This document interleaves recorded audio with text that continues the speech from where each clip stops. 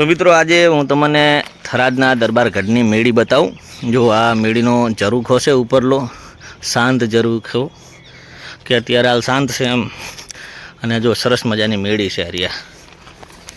આ મેળીની અંદર રાજા ભીમસિંહજી વાઘેલાનું રાજ હતું અને મેળીની અંદર જૂના જૂના પટારા અને એવું બધું પડ્યું છે। આપણે જોવા અંદર જઈને હવે। અને આ બધો નવો વિસ્તાર છે આ બાજુનો।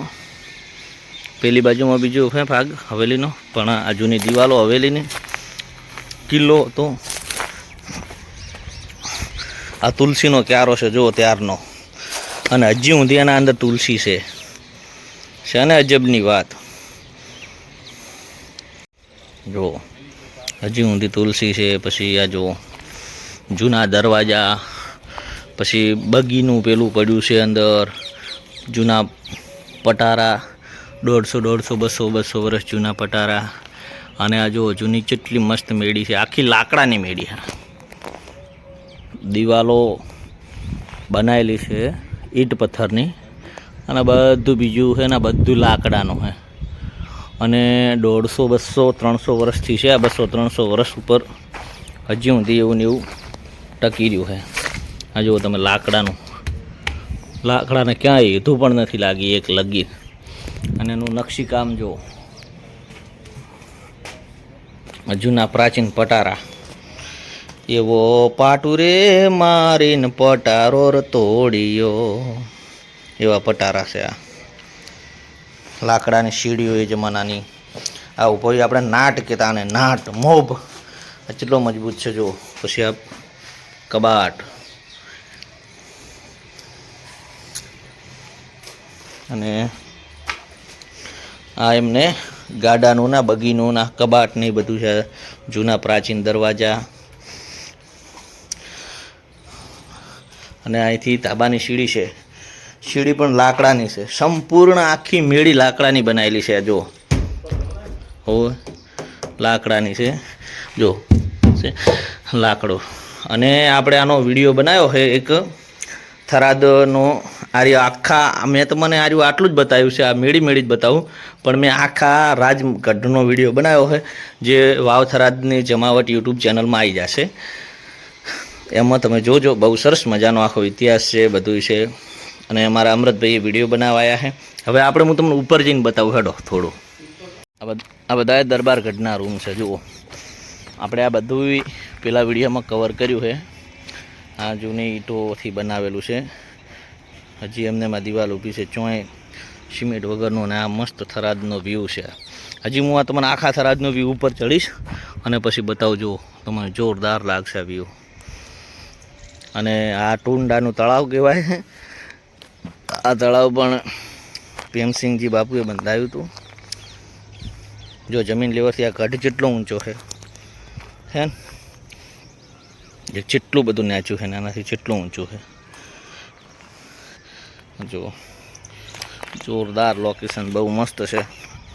હવે આપણે અંદર જઈ અને ઉપર ધીમે ધીમે જોઈએ। જો અહીં કને જૂના રૂમ હતા, પ્રાચીન એટલે કે 300-400 વર્ષનો। એનું આ પોણિયારાનો નિશાની છે, લગભગ પોણિયારું છે જુઓ, હે ને પોણિયારા જેવું જ। આ બધો જૂના અવશેષો બધા ઓલી નવી હવેલી પેલી બાજુના ભાગમાં છે। જો પેલું પણ મને એવું લાગે છે જૂનો ડોમચ્યો એવું છે। હવે હું ઉપર જઈએ આપણે। કેટલું વજન હશે આનું? કરજે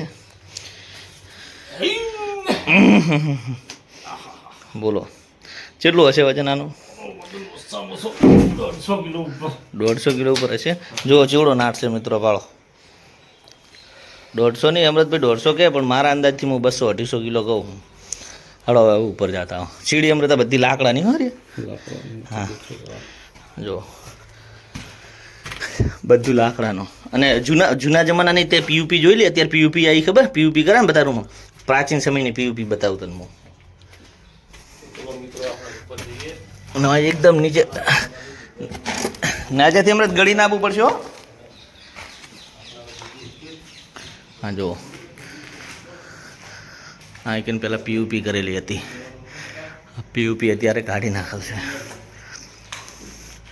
અને હજુ હજુ બાર્યું છે.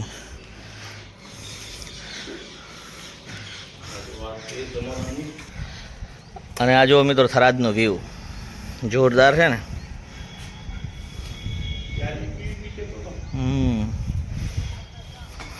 જો પેલા રામ મંદિર છે, મસ્ત મજાનું લાગે.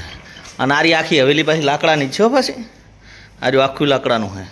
ખાલી આર્યું આ દિવાલો રહી ને એ જ સિમેન્ટ પથ્થરની છે, ઈંટ પથ્થરની. બીજું બધું તમામ લકડું વાપરેલું છે. જો હમણાં અહીંયા કના ફોટા હતા એમના બધાના ફોટા અત્યારે. પછી આ બારી છે અહીંથી, જો જે મસ્ત બારી છે. અને જો આર્યું આ આપણે નીચેથી આવ્યા પણ આ એ ટાઈપનું ફિટ કરેલું છે કે આ ઊંચું થઈ જાય, કે જો આખી બારી ઊંચી કર્યું થઈ જાય. આખો દરવાજો મેલેલો છે આવે એવો અહીં કને. પણ આપણે આમ નીચું કરી નાખી હતું એમને એમ, અને ધીમે ધીમે ઉતરી જઈએ. અમૃતભાઈ તમે ઉતરી ગયા છો તો આવી જાઓ, હાલો. જો આર્યા છે પટારા હે બરાબર.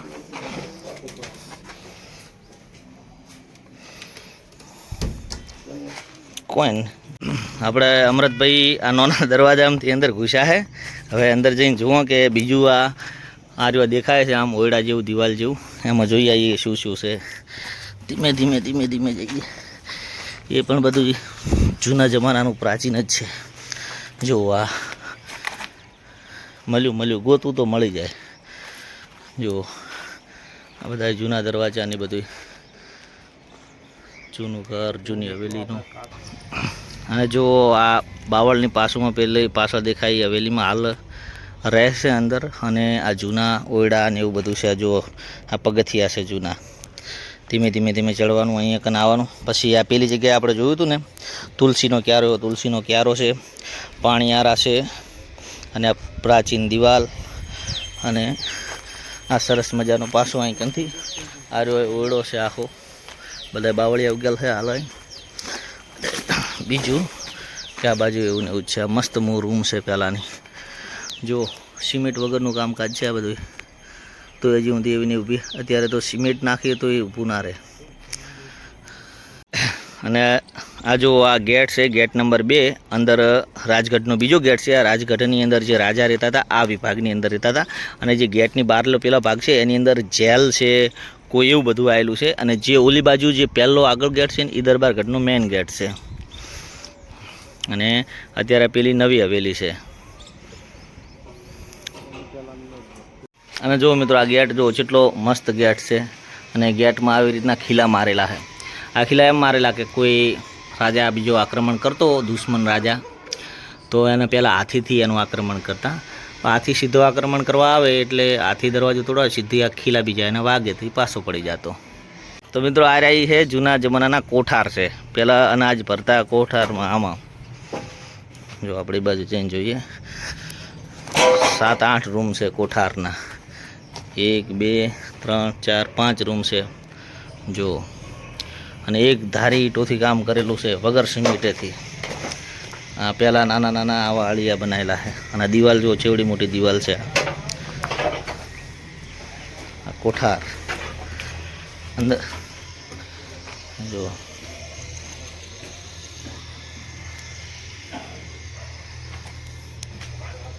તો જો અરે આપણે કોઠાર જોયા, કોઠારની પાછળ જેલ છે. આ કેદીને બધાને આમાં રાખતા નહીં પહેલાં રાજા હે ને. આને આર્યા હવેલી હમણાં બનાવી. જો આર્યા જેલ હતી.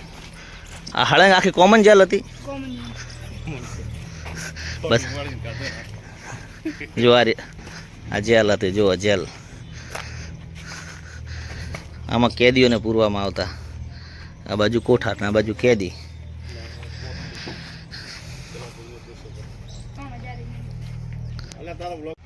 જો આ મેળી છે જૂની 300-400 વર્ષની. 8 ઓયડા છે અહીં કને જે પેલી બાજુથી જવાય. પણ આપણે અહીંયા કોઈ જવાની જરૂર નથી લાગતી મને એટલું. આવું જ લાગે છે બધું જો છે ને.